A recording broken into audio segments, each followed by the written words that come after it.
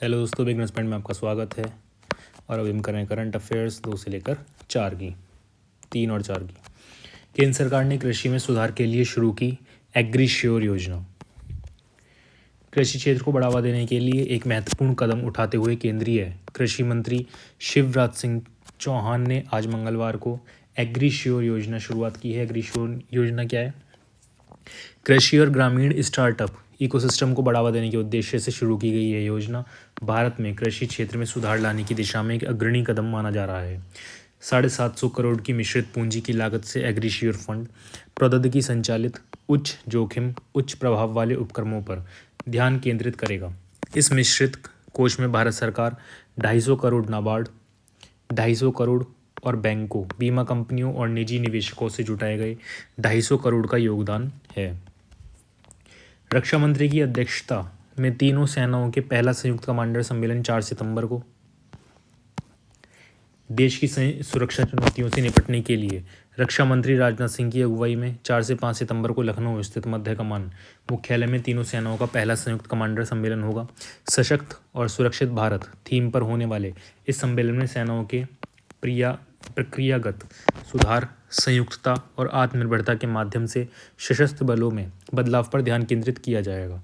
सभी सैन्य कमांडरों के साथ एक ही स्थान पर सुरक्षा मुद्दों पर चर्चा के लिए रक्षा मंत्री स्तर की यह नई पहल है। रक्षा मंत्रालय के मुताबिक chief of defence staff general Anil Chauhan 4 सितंबर को उद्घाटन भाषण देंगे। सम्मेलन का विषय सशक्त और सुरक्षित भारत सशस्त्र बलों में परिवर्तन रखा गया है।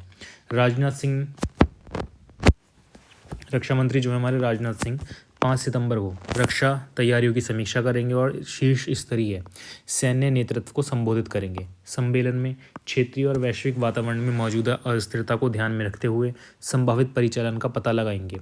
साथ ही भविष्य के युद्धों के लिए एक मजबूत अवधारणा विकसित करने के लिए खतरे और संसाधनों को मिलान किया जाएगा। केंद्र सरकार ने 1.45 लाख करोड़ लागत की 10 सैन्य परियोजनाओं को मंजूरी दी है। केंद्र सरकार ने देश की रक्षा प्रणाली को आधुनिक बनाने के लिए तीनों सेनाओं के लिए 1.45 लाख करोड़ रुपए के 10 पूंजी अधिग्रहण प्रस्तावों को मंजूरी दे दी है। रक्षा मंत्रालय प्रमुख परियोजनाएं शुरू करने की तैयारी में है, जिसमें भारतीय नौसेना के लिए 7 उन्नत फ्रिगेट का निर्माण और भारतीय सेना के T-72 टैंकों को आधुनिक फ्यूचर रेडी कॉम्बैट व्हीकल्स से बदलने का प्रस्ताव शामिल है। रक्षा अधिकारियों के मुताबिक लड़ाकू वाहनों, वायु रक्षा अग्नि नियंत्रण रडार, डॉर्नियर 228 विमानों, अगली पीढ़ी के तेज गशित और अपतटीय गशित जहाज़ों की खरीद की जानी है। भारतीय नौसेना के प्रोजेक्ट 17 ब्रावो के तहत 7 नए युद्धपोतों का अधिग्रहण करना भी शामिल है, जो वर्तमान में निर्माणाधीन नीलगिरी श्रेणी के फ्रिगेट के बाद भारत में निर्मित अब तक के सबसे उन्नत स्टील फ्रिगेट होंगे। DAC से मंजूरी मिलने के बाद निजी क्षेत्र के शिपयार्ड सहित मेक इन इंडिया पहल के तहत भारतीय शिपयार्डों को लगभग 70,000 करोड़ रुपए की निविदा जारी की जाने की उम्मीद है। निविदा में श्रेणी ए के shipyard Mazagon dock ship builders, garden reach ship builders and engineers limited, Goa shipyard limited और लर्सन एंड ट्रूबो आदि शामिल होंगे। बिहार में मंकी पॉक्स की एडवाइजरी जारी, JP एयरपोर्ट पर अंतर्राष्ट्रीय यात्रियों की होगी निगरानी। बिहार के स्वास्थ्य विभाग ने मंकी पॉक्स की रोकथाम के लिए जिला प्रशासन और अस्पतालों को एक एडवाइजरी जारी की है। एडवाइजरी के बाद प्राथमिकता के आधार पर जयप्रकाश नारायण अंतर्राष्ट्रीय हवाई अड्डा पटना पर एक स्वास्थ्य डेस्क स्थापित किया गया है। पटना के जिलाधिकारी DM चंद्रशेखर सिंह ने बताया कि अभी तक कोई मामला सामने नहीं आया है, लेकिन हवाई अड्डे के अधिकारियों को आने वाले यात्रियों की कड़ी निगरानी सुनिश्चित करने के लिए कहा गया है। उन्होंने बताया कि अधिकारियों को पटना आने वाले सभी अंतर्राष्ट्रीय यात्रियों के पिछले 21 दिनों के इतिहास को हवाई अड्डे पर नोट करने के लिए कहा गया है। विश्व बैंक ने वित्तीय वर्ष 2025 के लिए भारत के विकास दर पूर्वानुमान को बढ़ाकर 7% किया। विश्व बैंक ने आज मंगलवार को जारी नवीनतम आंकड़ों के मुताबिक वित्तीय वर्ष 24-25 में भारत को विकास दर पूर्वानुमान 6.6% से बढ़ाकर 7% कर दिया है। विश्व बैंक का यह बदलाव चुनौतीपूर्ण वैश्विक परिस्थितियों के बीच भारत के बढ़ते आर्थिक विकास को दर्शाता है। बदलते वैश्विक परिदृश्य में भारत के व्यापार अवसर शीर्षक वाली यह रिपोर्ट वित्तीय वर्ष 2023-24 में 8.2% की प्रभावशाली वृद्धि दर के साथ तेजी से बढ़ने वाली प्रमुख अर्थव्यवस्था के रूप में इंगित करती है। इस मजबूत आर्थिक वृद्धि दर को बड़े पैमाने पर सार्वजनिक बुनियादी ढांचे में निवेश और रियल एस्टेट्स में घरेलू निवेश का स्थान मिला है। वहीं विनिर्माण क्षेत्र में 9.9% की वृद्धि हुई है, जबकि सेवा क्षेत्र का भी अहम योगदान रहा है, जिससे कृषि क्षेत्र के खराब प्रदर्शन की भरपाई की। शहरी बेरोजगारी दरों में भी धीरे धीरे सुधार हुआ है, खासकर महिला श्रमिकों के बीच, जिनकी बेरोजगारी दर वित्तीय वर्ष 24-25 की शुरुआत में गिरकर 8.5% हो गई थी। हालांकि रिपोर्ट में बताया गया है कि शहरी युवा बेरोजगारी 17% के उच्च स्तर पर बनी हुई है। वर्ल्ड टेस्ट चैंपियनशिप फाइनल 2025 में होगा। विश्व टेस्ट चैंपियनशिप का फाइनल लॉर्ड्स करेंगे मेजबानी। आईसीसी विश्व टेस्ट चैंपियनशिप के फाइनल मुकाबले की तारीख और स्थान की घोषणा कर दी गई है। आईसीसी ने बताया कि फाइनल 2025 लॉर्ड्स क्रिकेट ग्राउंड में 11 से 15 जून 2025 तक खेला जाएगा। बता दें यह ultimate test ICC world test championship में 2 साल की कड़ी प्रतिस्पर्धा का समापन है, जिसके तहत 27 सीरीज़ में 69 टेस्ट मैच खेले गए। हालांकि इन 69 मैचों में से अभी कुछ खेले जाने बाकी हैं। आईसीसी वर्ल्ड टेस्ट चैंपियनशिप का तीसरा संस्करण लॉर्ड्स में होने वाला test ICC world test championship के तीसरे संस्करण के विजेता का फैसला करेगा। न्यूजीलैंड ने 2021 में उद्घाटन चैंपियनशिप जीती और ऑस्ट्रेलिया 2023 में टेस्ट मैच उठाया। भारत टेस्ट स्टैंडिंग में शीर्ष पर। भारत वर्तमान में योग्यता निर्धारित करने वाले प्रतिशत अंकों के अनुसार टेस्ट स्टैंडिंग में शीर्ष पर है, जबकि ऑस्ट्रेलिया दूसरे स्थान पर है। न्यूजीलैंड तीसरे स्थान पर है, जबकि इंग्लैंड, बांग्लादेश, श्रीलंका, दक्षिण अफ्रीका एक साथ मध्य तालिका में है। आईसीसी के मुख्य कार्यकारी जियोफ एल्लार्डिस ने कहा, आईसीसी विश्व test championship final cricket calendar में सबसे प्रतीक्षित आयोजनों में से एक बन गया है और हमें 2025 संस्करण की तारीखों की घोषणा करते हुए खुशी हो रही है। यह टेस्ट क्रिकेट की स्थायी अपील का प्रमाण है, जो दुनिया भर के प्रशंसकों को आकर्षित करता है। टिकटों की बहुत मांग होगी, इसलिए मैं प्रशंसकों को प्रोत्साहित करूंगा कि वे अभी से अपनी रुचि दर्ज कराएं, ताकि यह सुनिश्चित हो सके कि उन्हें अगले साल अल्टीमेट टेस्ट देखने का मौका मिले। भारत और यूनेस्को CSAR के 2024 संस्करण का आयोजन 6 सितंबर को पेरिस में करेंगे। भारत और यूनेस्को 6 सितंबर को फ्रांस के पेरिस में मुख्य विज्ञान सलाहकार गोलमेज सम्मेलन के 2024 संस्करण का सह आयोजन करेंगे। यह गोलमेज सम्मेलन भारत सरकार के प्रधान वैज्ञानिक सलाहकार के कार्यालय और यूनेस्को के प्राकृतिक विज्ञान क्षेत्र द्वारा संयुक्त रूप से आयोजित किया जाएगा। कुल 28 देशों के प्रतिनिधिमंडल इस गोलमेज सम्मेलन में शामिल होंगे। सम्मेलन की सह अध्यक्षता भारत सरकार के प्रधान वैज्ञानिक सलाहकार प्रोफेसर अजय कुमार सूद, यूनेस्को की सहायक महानिदेशक ADG प्राकृतिक विज्ञान डॉक्टर लीडिया ब्रिटो करेंगे।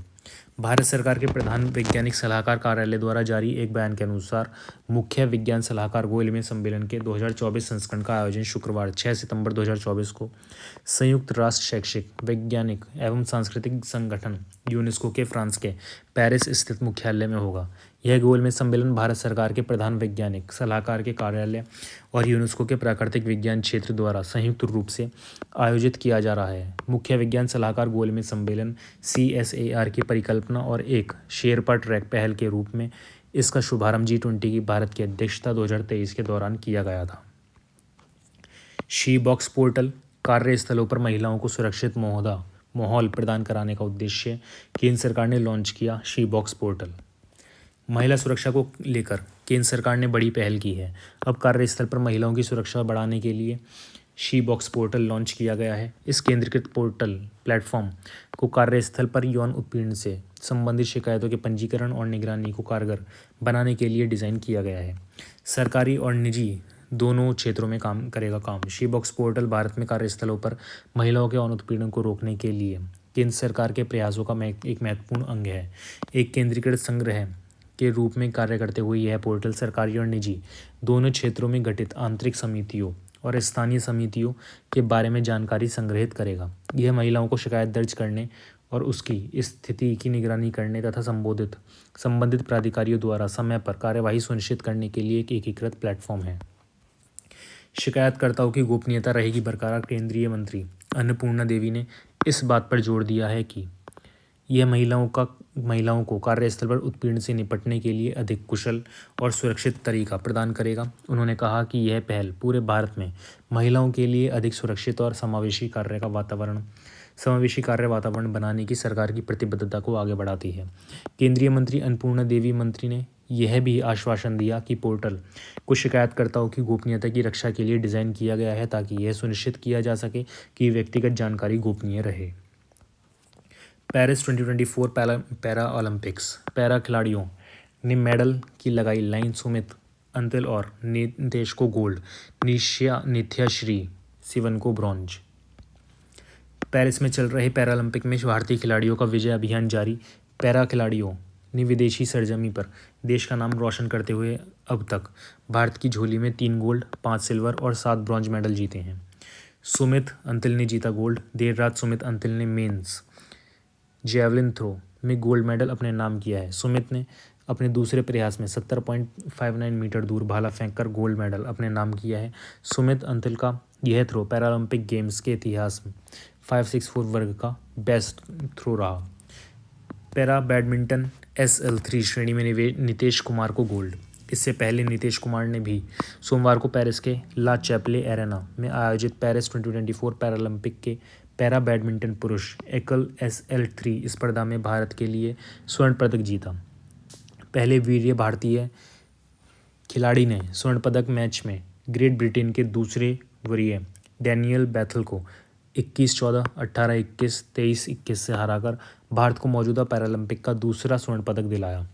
नितेश और डैनियल ने गेम 1 की शुरुआत SL3 श्रेणी की लंबी रैलियों के साथ की और मध्य चरण तक कड़ी प्रतिस्पर्धा के बाद भारतीय शटलर ने गति पकड़ ली और 21-14 से जीत हासिल की। दूसरे सेट में डैनियल ने वापसी की और कड़े मुकाबले में नितेश को 21-18 से हराकर मैच को तीसरे सेट में ले गए। निर्णायक गेम में 19-16 की बढ़त के साथ नितेश लगभग स्वर्ण के करीब पहुंच गए, लेकिन डैनियल ने जोरदार संघर्ष किया। हालांकि नितेश ने धैर्य का प्रदर्शन करते हुए 23-21 से सेट के साथ मैच और स्वर्ण पदक भी अपने नाम कर लिया। कृषि एवं किसानों के लिए कैबिनेट ने 13,966 करोड़ की 7 योजनाओं को दी मंजूरी। प्रधानमंत्री नरेंद्र मोदी की अध्यक्षता में केंद्रीय मंत्रिमंडल ने आज सोमवार को 7 योजनाओं को मंजूरी दे दी है। कैबिनेट ने किसानों के जीवन और आजीविका में सुधार के लिए 13,966 करोड़ की मंजूरी दे दी है। केंद्रीय मंत्री अश्विनी वैष्णव ने राष्ट्रीय मीडिया केंद्र में बताया कि कृषि क्षेत्र में सुधार और किसानों का जीवन बेहतर करने के लिए सरकार ने आज 7 बड़े फैसले लिए हैं। इसके तहत 2,817 करोड़ रुपए की लागत से डिजिटल एग्रीकल्चर मिशन, 3,969 करोड़ से खाद्य एवं पोषण सुरक्षा के लिए फसल विज्ञान, 2,291 करोड़ से प्रबंधन और सामाजिक विज्ञान को सुदृढ़ बनाना, 1,702 करोड़ से सतत पशुधन स्वास्थ्य एवं उत्पादन, 860 करोड़ रुपए के कुल परिव्यय के साथ बागवानी का सतत विकास, 1,202 करोड़ रुपए से कृषि विज्ञान केंद्र का सुकेंद्रीकरण और 1,115 करोड़ रुपए के लागत के साथ प्राकृतिक संसाधन प्रबंधन जैसे 7 कार्यक्रम शामिल किए हैं। पंचायती राज मंत्रालय और IIM बोधगया का 5 दिवसीय प्रबंधन विकास कार्यक्रम सोमवार से आरंभ। पंचायती राज मंत्रालय, भारतीय प्रबंधन संस्थान बोधगया के सहयोग से सोमवार 2 सितंबर से एक परिवर्तनकारी 5 दिवसीय आवासीय प्रबंधन विकास कार्यक्रम MDP का आयोजन कर रहा है। इस कार्यक्रम को पंचायती राज संस्थाओं PRI के निर्वाचित प्रतिनिधियों और पदाधिकारियों के लिए बनाया गया है, जिसमें जिला पंचायतों के अध्यक्ष व उपाध्यक्ष, पंचायत समितियों के प्रमुख, सरपंच और विभिन्न पंचायत अधिकारी सम्मिलित हैं। 8 राज्यों बिहार, छत्तीसगढ़, झारखंड, मध्य प्रदेश, ओडिशा, राजस्थान, उत्तर प्रदेश और पश्चिम बंगाल की पंचायती राज संस्थाओं के निर्वाचित प्रतिनिधि एवं पदाधिकारी बोधगया स्थित भारतीय प्रबंधन संस्थान में प्रशिक्षण कार्यक्रम में भाग ले रहे हैं। दरअसल जनवरी 2024 में शुरू की गई नेतृत्व और प्रबंधन विकास कार्यक्रम की पहल पंचायती राज मंत्रालय का एक रणनीतिक प्रयास है, जिसका उद्देश्य पंचायती राज संस्थाओं के प्रतिनिधियों और अधिकारियों के नेतृत्व एवं प्रबंधन कौशल को बढ़ाना है। बता दें, कार्यक्रम को प्रतिभागियों के साथ साथ राज्यों एवं केंद्र शासित प्रदेशों और प्रबंधन संस्थानों से सकारात्मक प्रतिक्रिया मिली है, जो एक महत्वपूर्ण उपलब्धि है। गुजरात में सांदन में 3,300 करोड़ की लागत से स्थापित होगी सेमीकंडक्टर यूनिट। कैबिनेट मंत्रिमंडल ने दी मंजूरी। प्रधानमंत्री नरेंद्र मोदी की अध्यक्षता में केंद्रीय मंत्रिमंडल ने आज सोमवार को गुजरात के सांदन में सेमीकंडक्टर यूनिट स्थापित करने की मंजूरी प्रदान की है। भारत सेमीकंडक्टर मिशन के तहत 3,300 करोड़ की लागत से यह यूनिट कायन सेमीकॉन प्राइवेट लिमिटेड स्थापित करेगी। प्रतिदिन 60 लाख चिप्स का निर्माण करेगी यह सेमीकंडक्टर यूनिट। केंद्रीय मंत्रिमंडल के फैसलों की जानकारी देते हुए केंद्रीय मंत्री अश्विनी वैष्णव ने बताया कि इस यूनिट की 60 लाख चिप्स प्रतिदिन बनाने की क्षमता होगी। यहाँ बनी चिप्स का उपयोग ऑटोमोबाइल, इलेक्ट्रॉनिक वाहनों, उपभोक्ता इलेक्ट्रॉनिक्स, टेलीकॉम और मोबाइल क्षेत्र में किया जाएगा। भारत में सेमीकंडक्टर्स और डिस्प्ले मैन्युफैक्चरिंग इकोसिस्टम के विकास के लिए कार्यक्रम 21 दिसंबर 2021 को कुल 76,000 करोड़ के परिव्यय के साथ अधिसूचित किया गया था। जून 2023 में केंद्रीय मंत्रिमंडल ने गुजरात के सांदन में सेमीकंडक्टर यूनिट स्थापित करने के पहले प्रस्ताव को मंजूरी दे दी थी। फरवरी 2024 में 3 और सेमीकंडक्टर इकाइयों को मंजूरी दी गई। टाटा इलेक्ट्रॉनिक्स धोलरा गुजरात में एक सेमीकंडक्टर फैब, असम के मोरीगांव में एक सेमीकंडक्टर इकाई स्थापित कर रही है। सीजी पावर भी गुजरात के सांदन में एक सेमीकंडक्टर इकाई स्थापित कर रही है।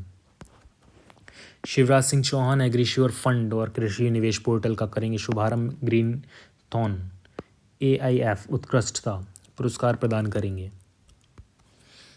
केंद्रीय कृषि एवं किसान कल्याण तथा ग्रामीण विकास मंत्री शिवराज सिंह चौहान मंगलवार 3 सितंबर को पूसा, नई दिल्ली में एग्रीश्योर फंड और कृषि निवेश पोर्टल का शुभारंभ करेंगे।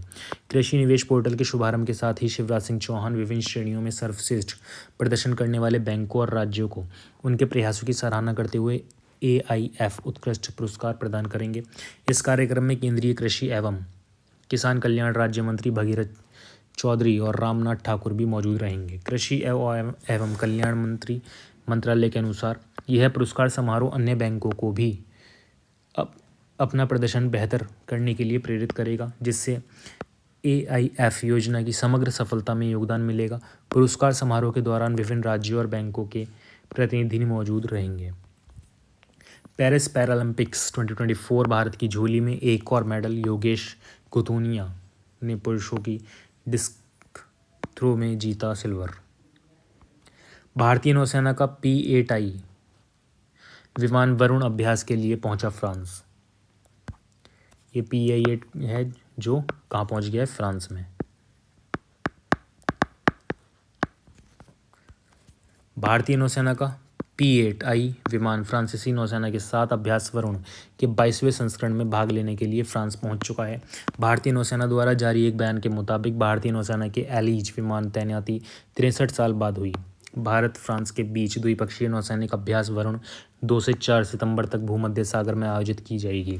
सोशल मीडिया प्लेटफॉर्म X पर एक पोस्ट में भारतीय नौसेना प्रवक्ता ने बताया कि भारत फ्रांस नौसेना अभ्यास में भारतीय नौसेना का P-8I विमान एयरबेस 125 स्ट्रेस ले ट्यूब पर उतरा, जो फ्रांसीसी नौसेना के साथ अभ्यास वरुण के 22वें संस्करण के लिए यूरोप में इसकी पहली तैनाती होगी। नौसेना प्रवक्ता ने बताया कि यह उन्नत सामरिक अभ्यास हमारी नौसेनाओं के बीच बढ़ते तालमेल और आपसी सम्मान को दिखाता है।